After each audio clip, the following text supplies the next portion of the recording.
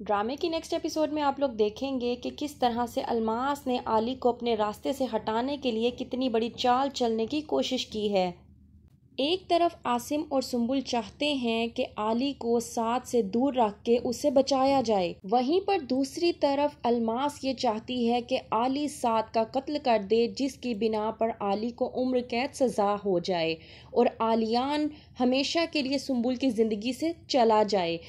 کرتا ہے ناصر سنبل کو فون اور بتاتا ہے کہ اس نے پتہ کروایا ہے اور پچھلے ایک ہفتے کی کوئی بھی ایسی ٹکٹ نہیں ہے جو سعد کے نام سے بک کروائی گئی ہو۔ اس کا مطلب تو یہی بنتا ہے کہ وہ کہیں پر بھی جانے والا نہیں ہے۔ ایسے ہی علیان نے سعد کو اپنے سر پہ سوار کر رکھا تھا کہ شاید وہ یہاں سے بھاگ جائے گا۔ سنبل بھی اس بات سے ہو جاتی ہے پریشان کہ اگر سعد یہیں پہ رہے گا تو علی کسی نہ کسی طریقے سے سعد سے اپنا بدلہ لینے کی خاطر کچھ نہ کچھ کرنے کی کوشش کرے گا۔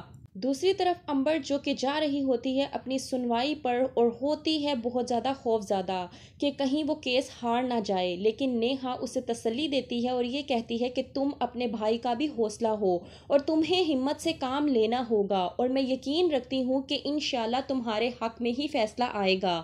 آخر کار امبر جیت جاتی ہے اور جب واپس آتی ہے تو بہت زیادہ خوش ہوتی ہے۔ جب معلوم ہوتا ہے نیہا کو اس بارے میں تو وہ کہتی ہے عاصم سے کہ عاصم آج مجھے آپ پر اس حد تک فخر ہو رہا ہے کہ میں آپ کو بتا نہیں سکتی۔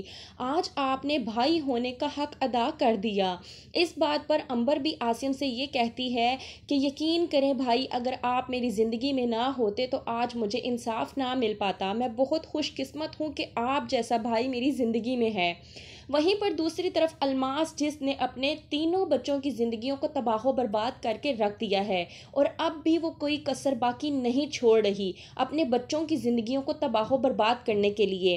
پہلے تو وہ عابدہ سے ڈیل کرتی ہے کہ وہ علی کا کیس لڑے گی اور اسے کبھی بھی جیل سے باہر نہیں آنے دے گی، وہیں پر دوسری طرف چال چل کے وہ جاتی ہے علی کے پاس ملنے کے لیے۔ علی الماس کو دیکھ کر غصے میں آ جاتا ہے اور کہتا ہے کہ تم آخرکار یہاں پر کیا لینے آئی ہو؟ الماس کہتی ہے کہ میں تم سے ملنے کے لیے آئی ہوں اور تم سے بات کرنے کے لیے آئی ہوں۔ میں تمہیں اتنا بتانا چاہتی ہوں کہ تم نے بے شک دھوکے میں میرے بیٹی سے شادی کی، لیکن میری بیٹی نے تو تم سے سچی محبت کی، پھر تم اسے کیوں سزا دے رہے ہو؟ اس بات پر علیان کو غصہ آتا ہے اور وہ کہتا ہے کہ تم چاہتی کیا ہو کہ تمہاری یہ بات سننے کے بعد میرے دل میں تمہاری بیٹی کے لیے کوئی خاص جگہ پیدا ہو جائے گی؟ تو ایسا کبھی نہیں ہونے والا۔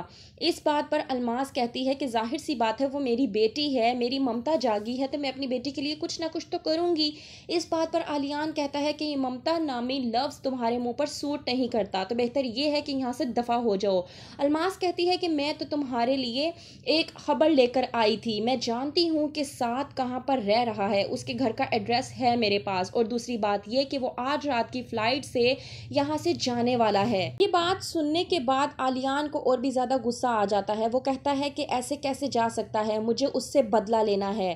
الماس کہتی ہے کہ ظاہر سی بات ہے کہ تمہیں اس سے بدلہ لینا چاہیے اور میں تمہارا ساتھ دوں گی یہاں سے باہر نکلنے کے لیے۔ تو کیا کر رہی ہے الماس؟ کیا واقعی میں اپنی بیٹی کی زندگی کو تباہ و برباد کرنے کی کوشش کر رہی ہے؟ کیا واقعی میں علی سعد کا قتل کر دے گا اور عمر قید کی سزا پائے گا؟ کیا ہوگا آگے؟ مزید جاننے کے لیے دیکھتے رہیے ڈرامہ سیریل داؤ۔